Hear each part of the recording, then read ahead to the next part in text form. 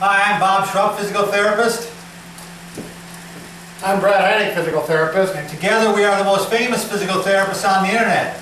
Oh, in our opinion, of course. Now, Bob, what are you doing on this thing? I'm the real thing, Brad. Yeah, I got the equipment. You look like the real thing. Yeah, You even got your name tag on for work. I got my pant leg up. Yeah. But I bet you we're going to talk about the bike today, Brad, aren't we? Yeah, we've got a lot of interest on our bike videos, and we're going to continue on with that. Are you tired now? Yeah. All right, I can't get You off are this thing. incredulous. All right. Are you related to Lance Armstrong?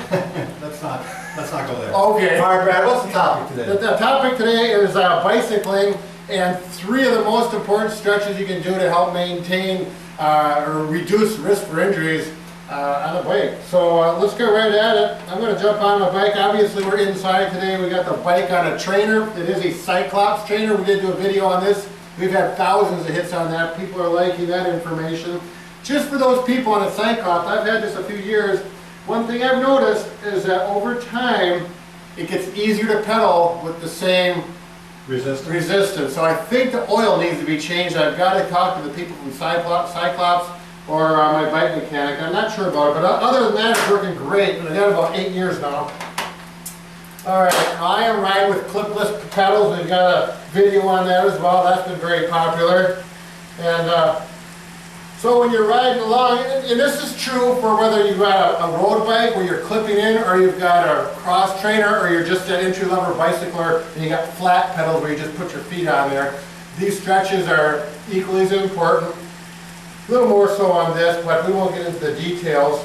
So as you've been pedaling along, before you even get on the bike, you can do these stretches. I'm going to say I already did that just for practice purposes. But the muscles that are going to cramp up and tighten up the most are one, right back here, the calf muscles. The next one is a hamstring. And then the next thing, Bob, you can probably pick this over as a therapist. On a bicycle, you're leaning forward like this. If you have a bike that keeps you upright, it's not so important, even though I would continue to do it because you don't have good posture more than likely. Yeah. But even more so on one of these types of bike where you're leaning forward. So let's get right into the stretches. They're very simple. You don't need any particular fancy equipment. I just have a wall, or I use my car at home. And right down here, why don't you focus down here? It's a simple calf stretch. Don't let the toe point out. Keep it straight forward. This front leg is not getting stretched. Everything's going on back here right now. And we stretch with the knee straight, lean forward. And if you do have shoes that are clipless and have a little bump on there, it actually works a lot better. This is a really nice stretch with these shoes on. And make sure you do both feet. I usually hold this for about 10 to 15 seconds. Brad, you had mentioned with the knee straight, but you also want to do it with the knee bent. Right, yeah. With this bump on here, it's a little hard for me to do that, but I can get the same effects. Okay? And do it 2 or 3 times on each leg. Bob likes to hold his stretches for up to a minute. I stretch mine because I don't have the patience to do that. I go for 15 seconds or so, sometimes longer. One thing for sure, a little bit's better than a whole lot of nothing. Hamstring stretch. My favorite hamstring stretches, come over this way, Nancy, is on the stairway at home. Oh, we got a little earthquake going on. Where are you, Bob? I'm over here. Oh, okay. Knee needs to be straight. You don't have to go up on this high. A lot of times you can just go up on a stairwell and go to first or second. Depends how flexible you are. That's the nice thing about a stairwell. Knee straight, back straight, and you simply lean forward, and you'll feel a nice stretch right there in those hamstrings. Don't get all bent over and rounded because you don't need to do that to your back. You need to stretch the back. You're Right. stretching the hamstring. Exactly. There we go. Oh, that feels good. Make sure you do both legs, otherwise when you ride, you go around in circles. Just kidding, of course. All right. You want me to show the last one, Brad? Yeah. Okay. Last one, you're actually going to get down on the floor on the ground, and you're going to lay flat. This is to stretch the back out. You put your hands underneath your shoulder, like this, like you're going to do a push-up, and you're going to do a press-up. So you're keeping your pelvis down, and you're going to press up like this. It'd be like if I was standing here holding Yeah. it down. And this is the reverse of, rounding your back out. And this is a fantastic one Right. for the back. And, I've been doing this a long time, so you can see I can actually keep my pelvis down and go almost all the way Now, up. he's got excellent flexibility for a 60-year-old. All right, maybe he's not quite that old. if you really want to stretch any more, you can put your hands back further Sure. this way, yeah. And repetitions on this, if you do anywhere between 5 and 10, that would be fine. The I do- hamstrings, you're gonna stretch again, same as with the calf muscles.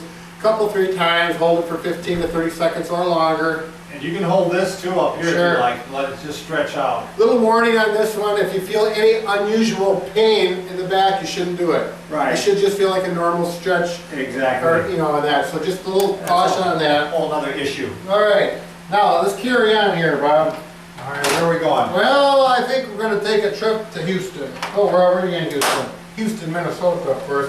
Now, when you're riding your bike, you know, if you're putting on a longer ride, anywhere over half an hour, a lot of times what I like to do is I like to stretch while I'm riding.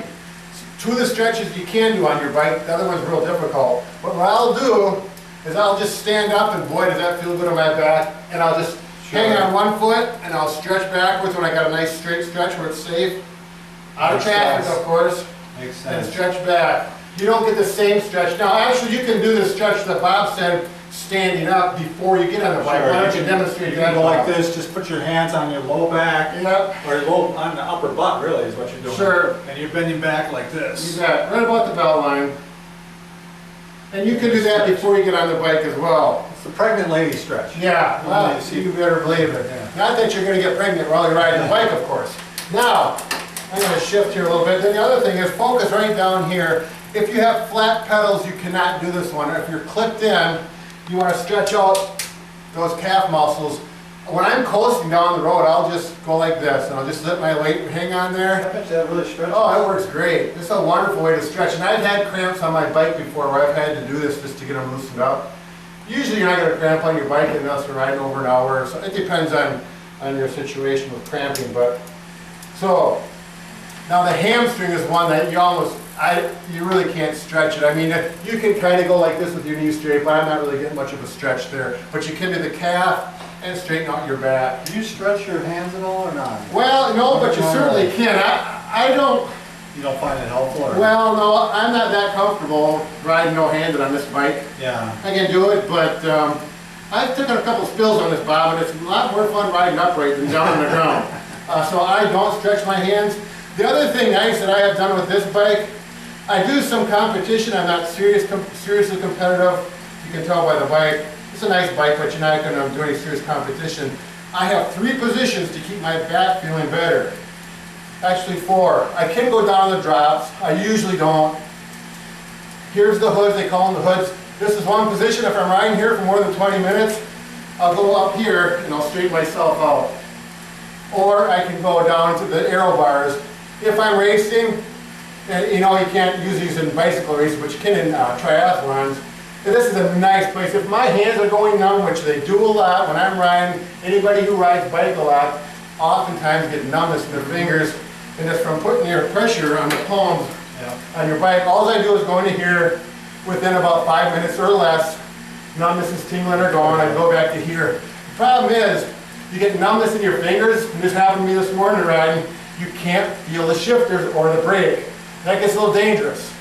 So that's one nice reason to have some aero bars where you go like this. This is not an easy position to ride on. I did take a spill learning how to ride on my aero bars. But you can do it if you really want to. It's not a big deal. All right, so are we there yet, I Bob? think we're there. Thanks a lot.